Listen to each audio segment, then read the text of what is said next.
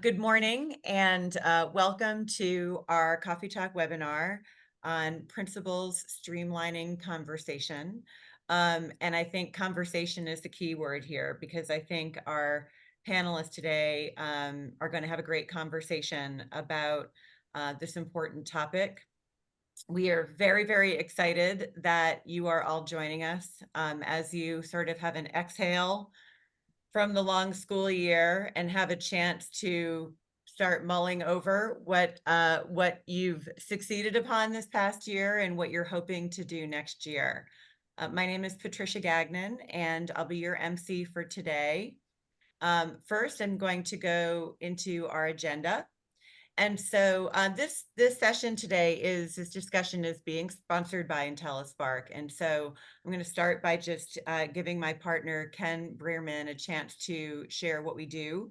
And then we'll dive into the introductions of our panelists. I'm going to ask each of them to introduce themselves. And then we're going to dive into some questions in this panel discussion about challenges of communication, strategies around communication, and some other topics that we think are going to be very helpful for you. And then if we have a chance, we will dive into breakout rooms. If we don't have a chance, then we'll certainly look to address your questions during this session, but it'll be about 45 minutes of panel discussion and potentially about 5 to 7 minutes in the breakout rooms if we have a moment. So with that, Ken, if you can share a little bit with the group about Intellispark. Well, thank you all for being here today, and I'm looking forward to this conversation. At Intellispark, our goal is to make student success a team sport, and especially in middle and high school, it becomes exceedingly challenging to get everybody on the same page about what is happening for our students. And so that's really our goal. How can we make that easy? Today, we partner with several hundred schools across the country, some of the largest like New York City or Denver Public, and many small and rural schools as well. In West Virginia, we have some long-term partners in Berkeley County and a number of new school sites that have come on as well. And so excited to be having this conversation right here in West Virginia today. A little bit about what we do. Considering a day in the life of a principal, we're often dropping everything on our desk early in the morning, grabbing a walkie-talkie and a cell phone, and we're on the go. We want to be able to help you support students throughout the day. So first thing in the morning, you find out that Carla Diaz, for example, something happened the night before. You want to get a note out to the team. You simply at the student right from your phone. It lets the whole team around that student know that information. On the go, you can keep up with referrals that are happening, if be that behavior, attendance, mental health, or academics. So on the go, we can see what's happening. We don't have to wait till we're back at our desk to look at a spreadsheet that somebody's updated. And it allows for real-time communication. So now we can message back and forth very quickly in some of our buildings where it would be hard to get everybody in the same room. We can get a conversation started, and when we're together, it's more valuable. And lastly, as you consider thinking about rolling something like this out, it keeps teachers informed even with them not needing to be on the tool. So as admin and counselors are taking notes and updating conversations and what's happening, it's keeping all the teaching staff in the know with the catered email specifically to them. And lastly, this builds a student's profile page that walks with them year by year, grade level by grade level, or during that middle school to high school building transition or elementary to intermediate. Really bringing that picture, the student's voice, where they're at from a mental health standpoint, a well-being standpoint, and then what strengths we've identified, what referrals have been made, what supports are in place. So be happy to talk to you more about that, but today this is going to be much more of a conversation around thought leadership. So thank you so much. Thank you, Ken. All righty. So to our fantastic panelists, I know that many of you may know each other, but I think it's always nice to kind of be grounded in what each of you as a leader brings based on the culture of your school. So I'm excited for our panelists to introduce themselves. And as you're doing so, and I'm going to start with you, Meredith, because you're over on the left here.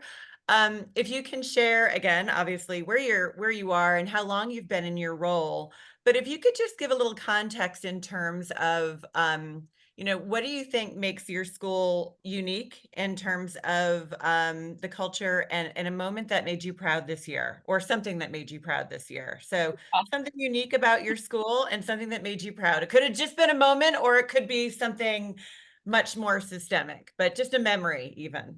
Go Okay. for it, Meredith. Yeah, Meredith Daylor. I'm the principal here at Wheeling Park High School. Just wrapped up my 4th year as the head principal. I spent 2 as the associate as well. I think Wheeling Park's unique because we're a comprehensive high school, so we have a full career technical program. So we have that end of the spectrum, but then we are also really, really well known for our fine and performing arts and the facilities that we have and the opportunities we give kids in fine arts. So we really kind of run the gamut here at Park. And I did this as one of my Monday minutes this right when school was ending, and I wanted to know, like, what was the kids' most positive experience this school year. But for me, we got a therapy dog this year. His name's Parker. He's a golden lab, and he is like the sweetest guy. He makes my day every single day. So that was definitely the highlight of our school year. I love it. That is not one that I've heard so far, but We got a that could be dog. the newest staff member at multiple schools. And who gets to take Parker home on holidays must be a hot one. Thank you very much, Meredith, and thank you for being here. Okay, over to you, Peyton, who joins us from his holiday at the beach. Thank you, Peyton.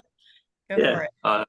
Peyton Morris. I'm the principal at Tyler Consolidated High School. I just finished my 3rd year as the principal there. I've taught there. I've been at the school for 11 years. Something unique about Tyler Consolidated is we're a small rural school, about 370 kids. The sayings we're an hour away from everything or more. But we do have lots of opportunities and really endless opportunities for our students. And one thing that I'm really proud of, and it's been a focus of mine, is involved in those things. And we calculate at the end of the year what percentage of our student body is involved in some sort of club, extracurricular organization. And this year we were just shy of 91% of our students were involved in something. So really proud of that. That's grown over the last 3 years, and we just want to keep moving up that ladder.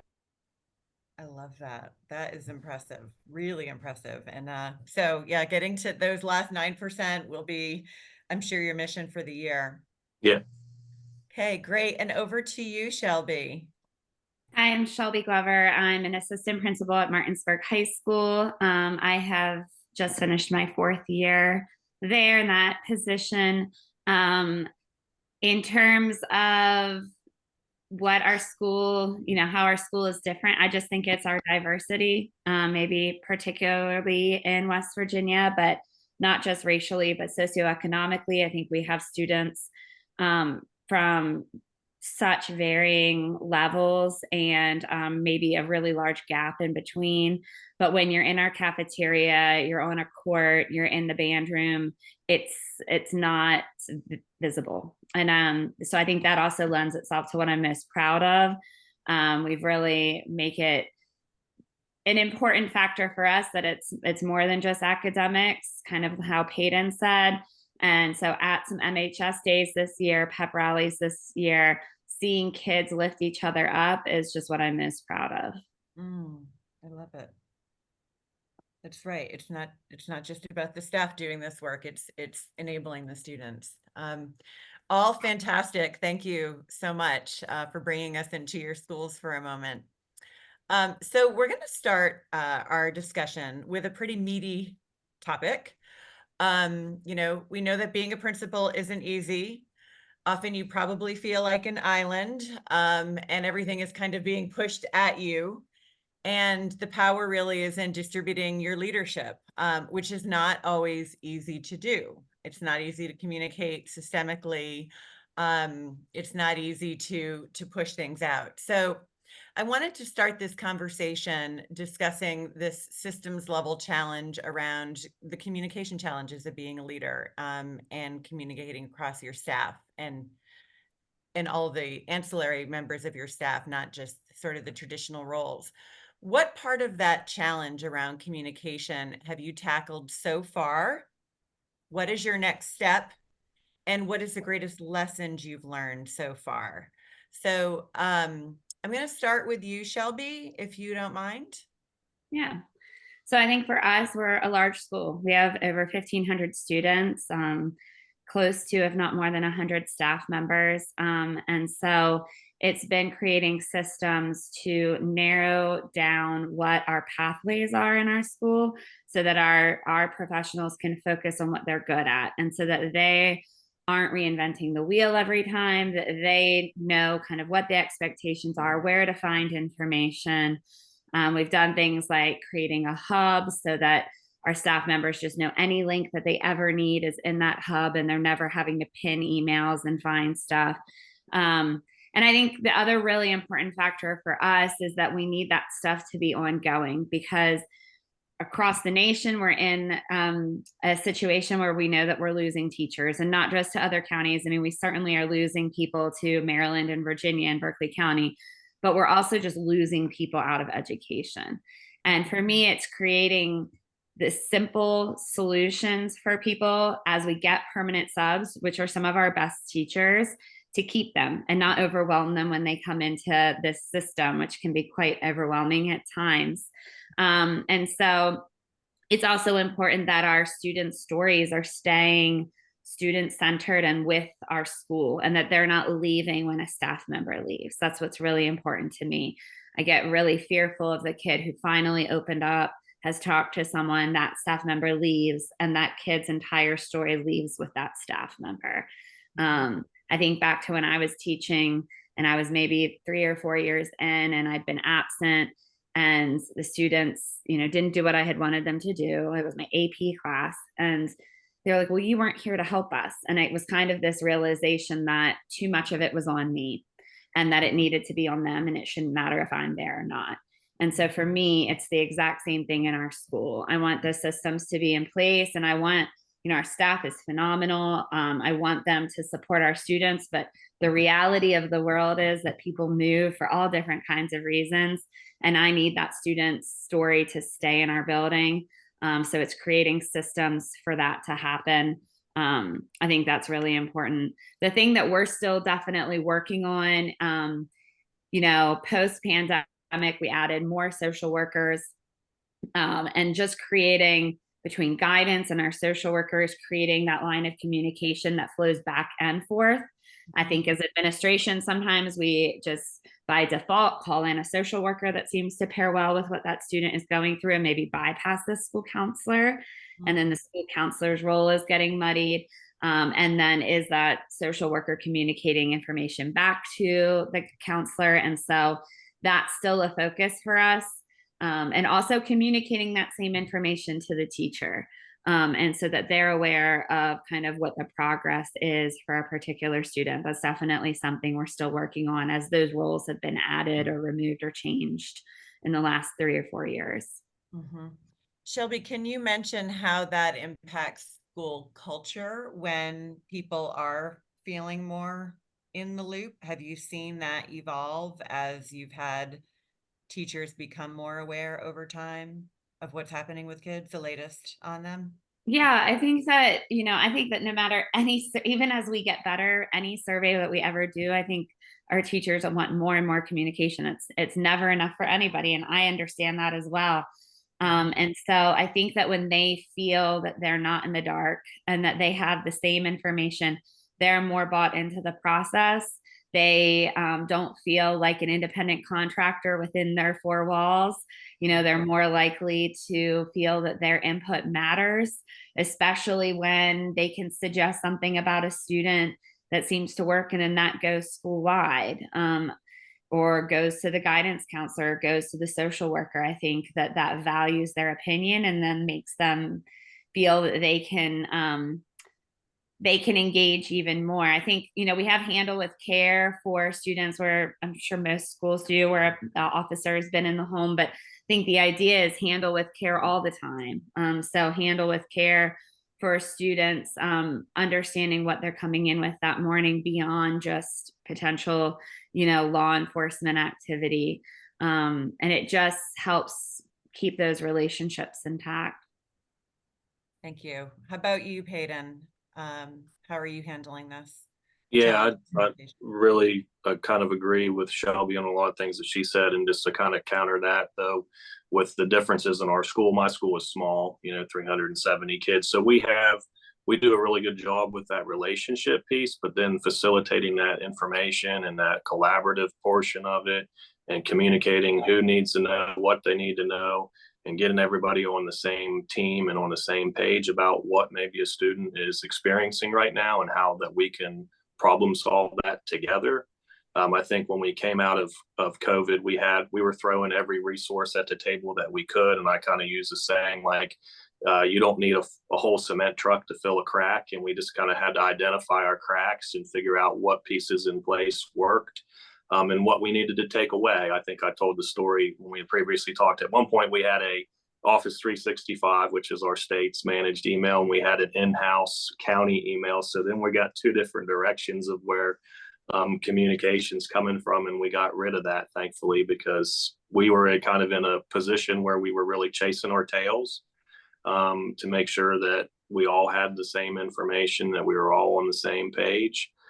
So building those systems of exactly this is the framework of how we're going to design, whether it's student intervention or information or culture and climate of our school, to communicate that and facilitate that to others has been a challenge, but I feel like we're getting to a really successful point. And we've had to learn the hard way in some circumstances too. Where's moments where you feel like something was missing, a piece was missing. So it just helps us better identify where we need to fill some cracks. So building those systems, I think, is just a continuation of ensuring that safety net is kind of in place. Like Shelby said, a story's not being lost because maybe I wasn't in the building that day, or one of my school counselors forgot to include somebody in an email, and then we are able to provide those supports to kids all the time, and it's not lost in an email thread, or it's not lost in a conversation behind closed doors. It's just an open channel of positive communication for everybody to learn that we can collaborate around this and we can work together. Mm-hmm. And I think something that I've heard you say several times, or the group of you, is there is a secondary trauma for students when they have to relive something because it wasn't captured and somebody didn't know. And we can't underestimate the impact of a student having to share again something that was really, really difficult. And we want to prevent them from having to do that. So this capturing and sharing in the appropriate way is so critical. And Meredith, I know that you have really built this focus into the focus on home relationships. Can you share what your strategy has been there?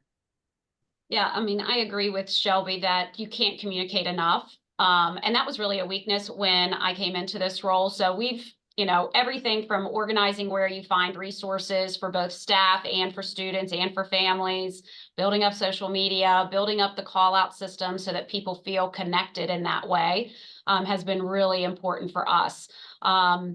We've done processes where we've asked teachers to send out positive postcards. I've put telephones in every single room so that they can communicate with families. So teachers can communicate with families easily, but it still seems, teachers are just reticent to do that kind of work. It's kind of scary for them, even when they're doing the positive stuff. So I think finding ways to, empower teachers to reach out to families and making that easier for them is really starting to be more of a focus. So even with, if you know me, I'm a PBIS girl, but even with, our acknowledgments and our rewards, how can we, quickly do that for our kids, but also let our parents know that their kid was meeting our expectations and doing things great in the classroom. So that's really kind of where we're focusing and using Intellispark really to make that efficient and easy on our staff. I think our biggest challenge, we're a full-blown, MTSS school. We have tier 2 supports. We have tier three supports, but that really just lives in conversations among administrators and counselors. And I need my entire staff, to kind of live in that space and understand, the supports that we have, how we, provide them to our students, when we're providing them to our students, and having that little snapshot of a kid when you see them. Again, if you're teaching a core class in buildings the size of mine and Shelby's, you could have 150 to 180 kids a day.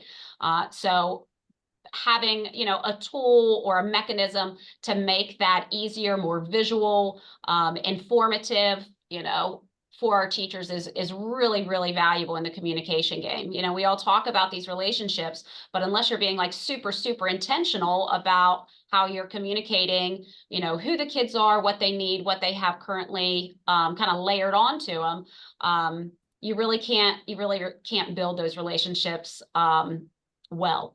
So those are our focus, really, is like getting everybody in the loop on the tiers of support that we offer our kids, making that super visual for them, and then making it really, really easy to connect to our parents so that they know what our kids are doing in the classroom as well.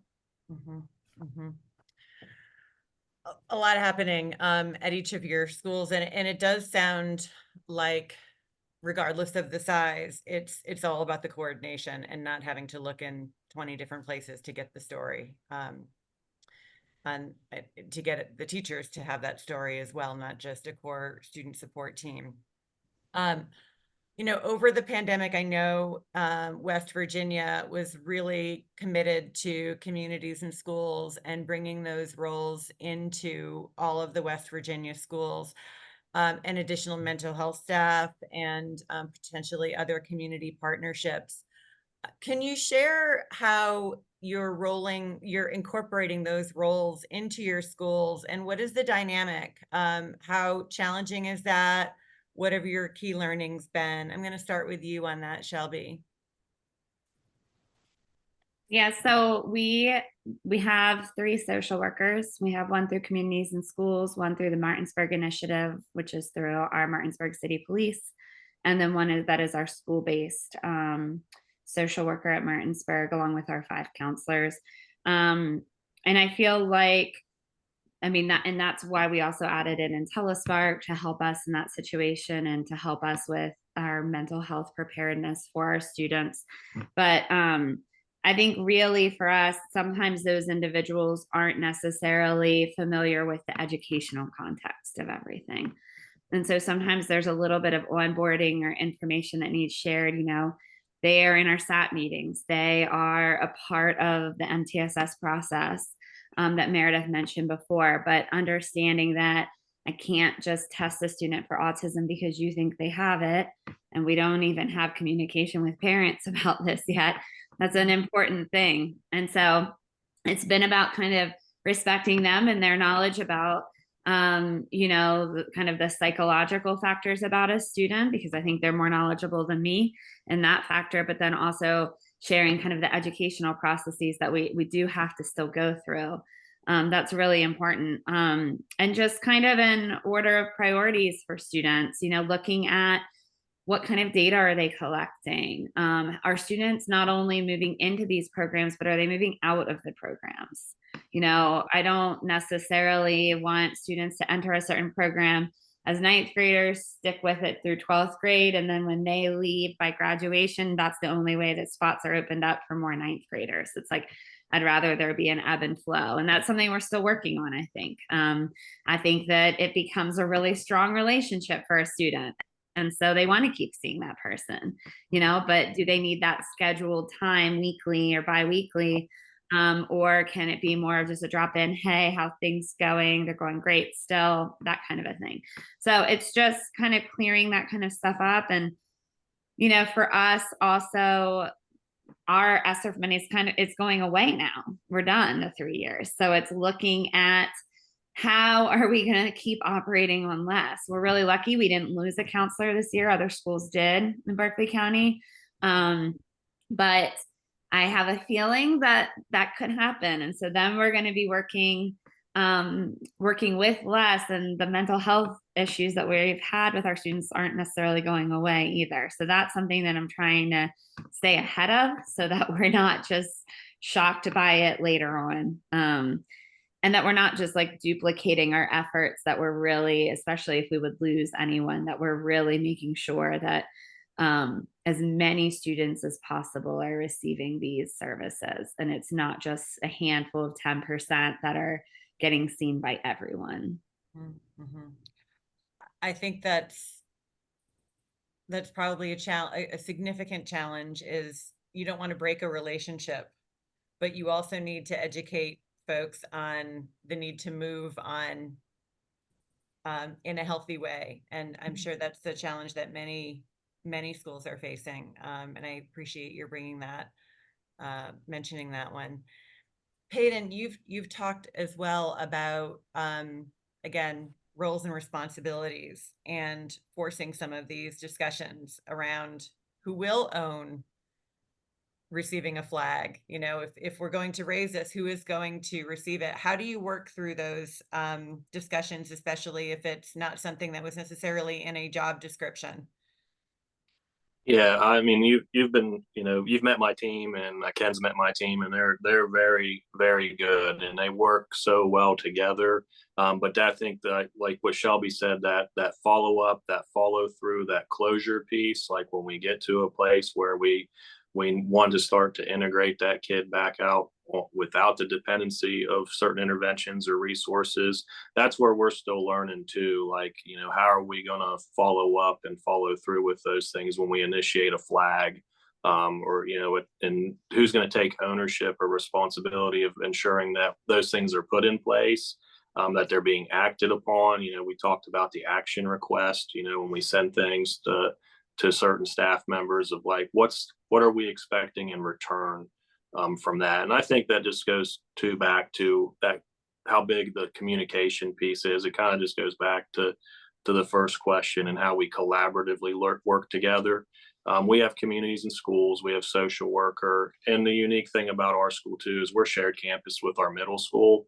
So that even expands into that. We're currently in the summer onboarding our school nurses for Intellispark too, because they get so much information, from kids when they end up in the sick room, because sometimes that's their escape route, we see that too. So we're still kind of defining protocols and procedures for each individual, and we're going to continue to look at that over the summer, like I said too. But it's a challenge, especially when you have people that, like Shelby said, aren't familiar with the educational piece. One thing that we're going to really focus on over the summer is when are we going to we have access now through Intellispark to a kid's schedule, what teacher they're with, so we can better set up times to pull kids out of class time. Because as a teacher, and I can remember it all familiar myself, when you have the same kid leaving your classroom the same day, the same period, it inevitably, they're getting support, but it's also putting them behind academically too. So, we're just kind of still working through that process and building that framework within. And Intellispark is going to be a huge part of that, for us moving forward, because the communication's so streamlined. Mm-hmm. Yes, people wanting to know, why are they leaving? Does this make sense? And closing the loop and making people feel comfortable about it is probably more than 50% of the challenge. Like, this is intentional and this will have dividends. My next question I was going to ask Meredith, I'm not sure if she's there, but this was really around often a principal leads with their winning personality. There's almost that, I hate to say it, the cult of personality, but we know that that is not sustainable leadership. We want to have enduring leadership that comes from having built up a system beyond us that leads to great outcomes, regardless of whether we're in the building that day or not. And so I'm curious to hear, about your personal journeys in this space as a leader. And what are some of the lessons you've had in your development as a leader to kind of move away from it's the personality and it's more about the systems. Hayden, why don't you take that one if you would? I think in 3 years, when I started, it was kind of coming right off the crashing wave of the pandemic. Everybody was tired. Everybody, even staff, was coming back to school with their own, issues regarding mental health or the isolation of that. So the plate was very much full. And I'm a big believer that if we're going to try to do something new, then we got to assess what can we take off the plate. And how, there's got to be an exchange process there for everybody, to see that there's a benefit to this, and what is it replacing, and how's it gonna make my job a little bit easier when it's being something new onboarded. And I think that things that I noticed in some advice I took from mentors, these are things that I didn't create myself. I listened to the right people, and I've said it before, sometimes the smartest person in the room is the room. And I think the more that I was able to get people to the table, leadership team, staff, and involved in the getting their hands on new things, seeing it firsthand, how it would apply in their classroom or in their role or responsibility, that shows that and I want them to become the experts. And it's hard as a school principal to be prime in everything, a top tier in every program. And so it's been nice to see people take ownership and becoming, experts in different systems and how it particularly works in their classroom, and then them take the lead on teaching others to do it too. So I think that culture has built a good following, and that we see when we make a decision, and I say we because it's got to be, ultimately the buck stops with me, but there has to be collective buy-in and investment in it. So when we make a decision, then it's more likely to be successful. Mm-hmm. And how difficult is it to get people to take the mantle, to be willing to say, actually, yes, I want to be part of this change versus it's being pushed on me? Is that big cultural change? Yeah, it's a challenge. I have conversations with my leadership team about that a lot, and just how when you as a teacher, when you take responsibility, you're taking on more work. But I think we got to change our thinking. Is it more work, or is it going to make my work more efficient and more effective? So just kind of changing that design of thinking. But it is a challenge because there's, it's no different with, you got to model it. They got to see it in action. They got to see that it's valuable to me. If it's important to me, then they see the value in it too. It's not just something that's going to fill a gap that we're just trying to throw in there. So I think that the more we do that, the better chances for people to take on that and take that leadership responsibility. But it is still tough. It's the fear of failure always gets in the way.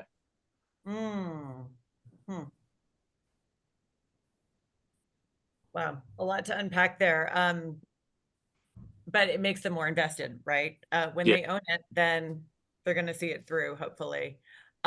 Meredith, I know we lost you for a moment on that, but I wanted to ask this question of you as well.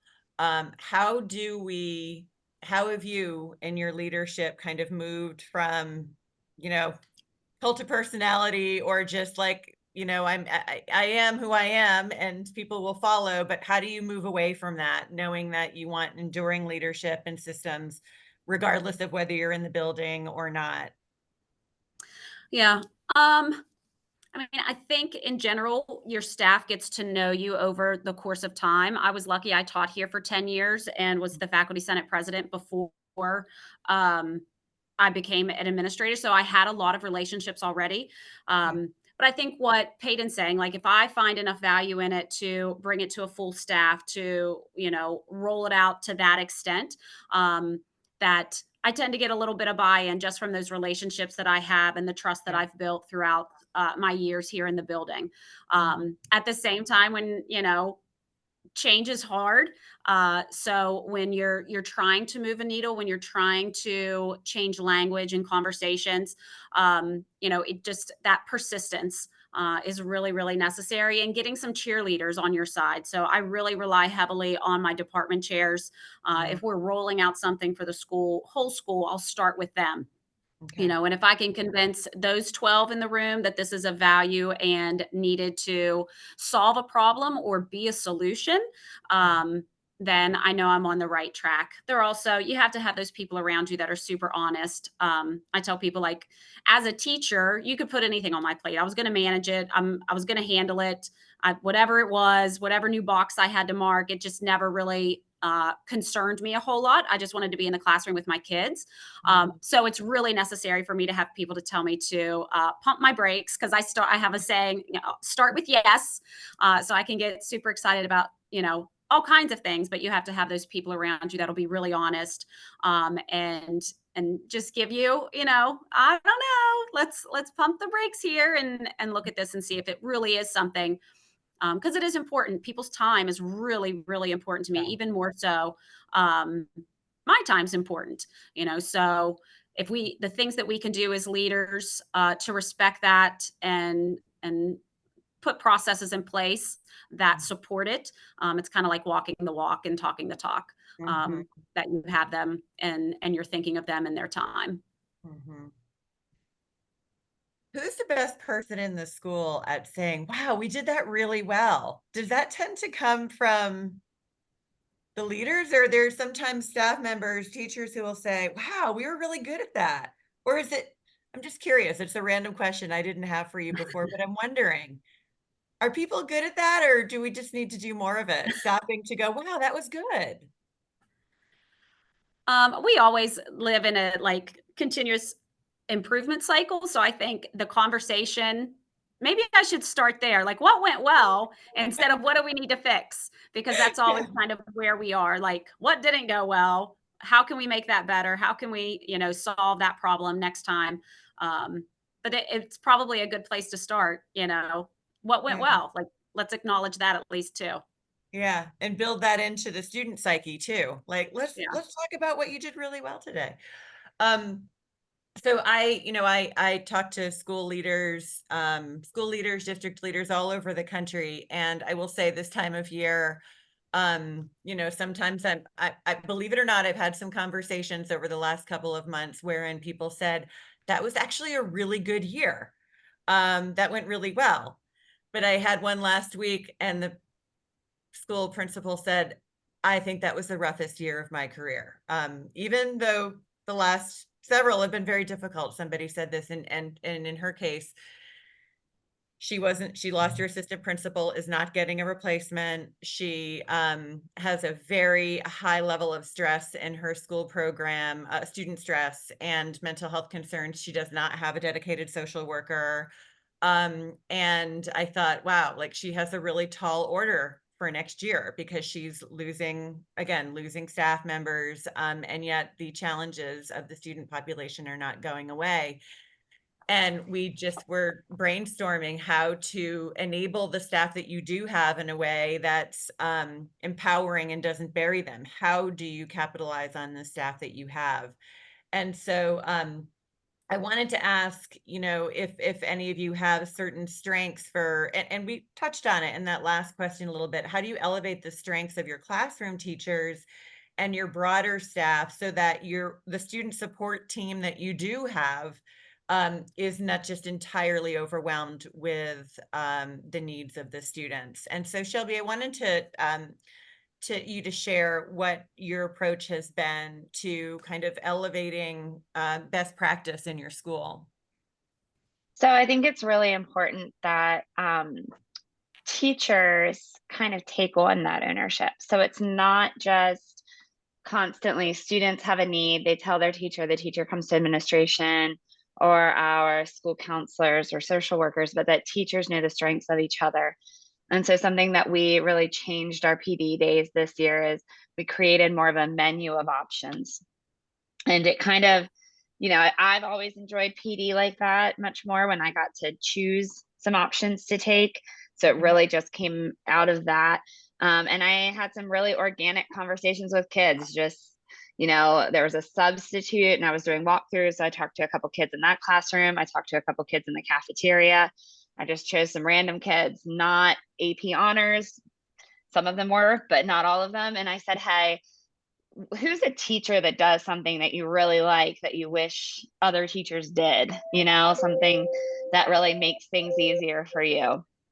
And they gave me a ton of teachers and they gave me a ton of examples. And so then I went to those teachers and I said, hey, so and so, I didn't tell them the name, but I said I was talking to students and they said that they really love this project or this activity or this way of discussion that you do. And was just wondering if you'd be willing to, teach our staff about that at our next PD day. And so then, I think that elevates them, that they feel like they're doing something right and that they, it highlights that for them. It highlights them in front of their peers, and they are the leaders. I mean, they are the educational experts. We don't have some huge fund to be bringing people in on professional development days. So it really takes the burden off of me and our other assistant principals and principal. And so it really happened very organically. And I felt like there was a lot more buy-in. It's not going to perfect, but we were definitely seeing a lot of our teachers taking off on those days.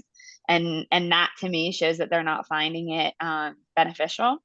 And so by building some of those days in, I think that we've highlighted the strengths of others so that now if a student says, hey, I'm struggling with the SAT, what can I do? Instead of that teacher telling them to go to a guidance counselor, they can say, well, actually, I know that Ms. Foreman does SAT tutoring. And it just kind of reduces those pathways once again, which is just, anytime those get too long, it's more likely that a student's going to get lost in that path, I think. So that's what's been really helpful for us, just highlighting them. I think it boosts morale, it boosts a sense of worth for those teachers. Something that we're looking at for next year, if it comes to fruition, is adding in a 1-week intersession where teachers can teach just a course that they're interested in. It's not credit bearing. We're really doing it to see if we can teach the financial finance class through that way. But we think that that will lead to teachers having more understanding for each other, having better relationships with each other and with students that maybe never would have walked through their classroom. So very much about relationships, expertise, sharing, and I love you're giving the student voice, a chance to elevate what's great in their classrooms, Yeah. And I think it values all classrooms. I mean, I can remember a day during like the 2020, 2021 school year, and we'd go on remote and, our shop teacher invited all the teachers down there to do a little Christmas project in the shop. And, some teachers may have had a preconceived notion of what that teacher did, but them going down there and talking with other staff members and working on this project, it just kind of revolutionized the relationships in our building, especially during a time where it felt very isolating. So I think as much as we can do that on those PD days, they don't feel so alone and they feel more bought in. Very nice. Very nice. So I know we're kind of moving through some hot topics here, and hopefully you're collecting some gems.